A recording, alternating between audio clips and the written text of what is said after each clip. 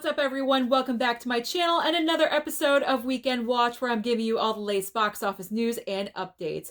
West Side Story, directed by Steven Spielberg and one of the most classic musicals of all time. What could possibly go wrong? People not showing up. That's what could possibly go wrong, and that is indeed what happened. Now, granted, in its opening weekend, West Side Story did debut in the top #1 spot.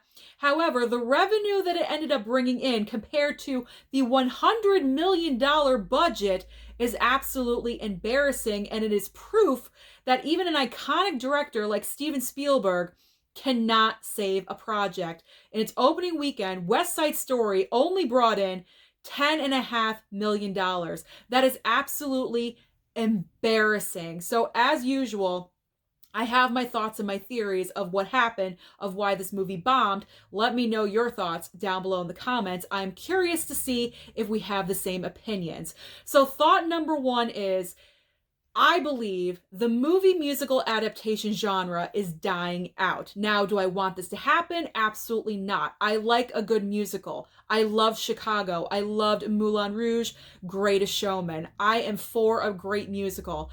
However, the majority of people are not like me. And unfortunately, the key demographic, 18 to 35, are not going towards musicals, unfortunately. So because of this reason, that is a big factor. The second reason, the key demographic for this movie, older females, did not go and see this film because the older generation is still very hesitant about going to the movie theater. So that's another strike against it as well. The third reason is because there's no A-list stars in this movie. Granted, there's a few stars here and there, but nothing A-list. When I think of A-list, I think Hugh Jackman, Nicole Kidman, Renee Zellweger, Catherine Zeta-Jones. You know what musicals I'm talking about when I mention those names. So because of lack of star power, no one is going to see these movies. And then also the reason, obvious reason, we're still in the pandemic. But the fourth major reason is because next week, Spider-Man No Way Home is making its gigantic debut. And a lot of people out there only go to the movie theater maybe once, possibly twice a month. So if they've already budgeted that they're going to see Spider-Man, it's not in their budget to go and see a different movie if they don't have the funds, especially because right now is the holiday time, so they're kind of conserving their money. So those are my theories as to why West Side Story did not do very well, unfortunately. And I know Hollywood, in the article that I read, they're saying, oh, West Side Story is going to have legs and it's going to make more money. Let's be honest. Once Spider-Man No Way Home drops next week, that is going to take over the box office, I'm predicting, for at least a month. So I am not optimistic for West Side Story. I believe it's just going to drop and fade away. I don't believe it's going to gain any more traction. Yes, it's probably going to get recognized for awards time, but it's just really unfortunate that they released this movie when they did. It should have been in a different way.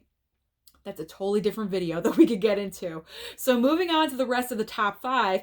In the second spot, holding up, is Encanto with $9.42 million. Now that's almost a tie with West Side Story. So in 3 weeks, Encanto is still holding up. And let's not forget that Encanto is actually dropping on Disney Plus on Christmas Eve. So if you guys have not watched it yet, you might as well wait and stream it at home if you want to. In the third spot, Ghostbusters Afterlife, still in there with $7.1 million. But here is the movie I am most impressed with, House of Gucci. In the fourth spot, in the third week, it's still in the top 5, and it's made $41 million in 3 weeks. That is pretty good. It made $4 million this past weekend. So why am I impressed with this? Because of all the negative reviews that it's gotten. A lot of people have been panning it and saying it's a horrible movie. The only bright spot about it is Lady Gaga. So I'm impressed that this movie is still holding up in the top 5. I think that's really going to make an advantage with award season. We're going to see, because nominations are going to start rolling out very shortly. And then in the fifth spot, hanging in there, is Eternals with $3 million. So what is coming out to the box office this coming weekend? Do I even have to mention it? I already said it a couple times. I'll say it again. It's Spider-Man No Way Home, the movie that we've been waiting for the entire run of the pandemic. The time has finally come. We're about 5 days away from it debuting. I cannot wait to see this. But on the chance that Spider-Man is not your cup of tea, there's a different movie coming out in theaters as well called Nightmare Alley. So I want to see both of them. I'm definitely going to Spider-Man on Thursday because I'm not having anything spoiled for me. And then Nightmare Alley, we'll see where I can fit it into my schedule.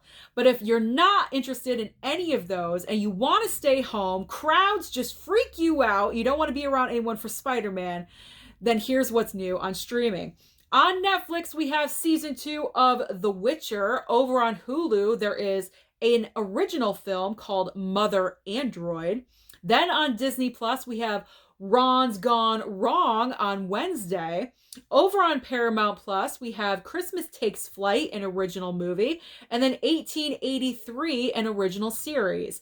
Over on Peacock, we have season 1 of MacGruber. Remember that dumb movie? Apparently they made it into a series, as well as Days of Our Lives, A Very Salem Christmas. I want to be dramatic like a soap opera. Ending with Apple TV has an original movie called Swan Song with Mahershala Ali. So wherever you go, in the theater or staying at home, there's plenty of things to entertain you. Let me know down below your thoughts about West Side Story. Do you agree with me? Yes or no? Don't forget to like and subscribe, and I'll see you next time.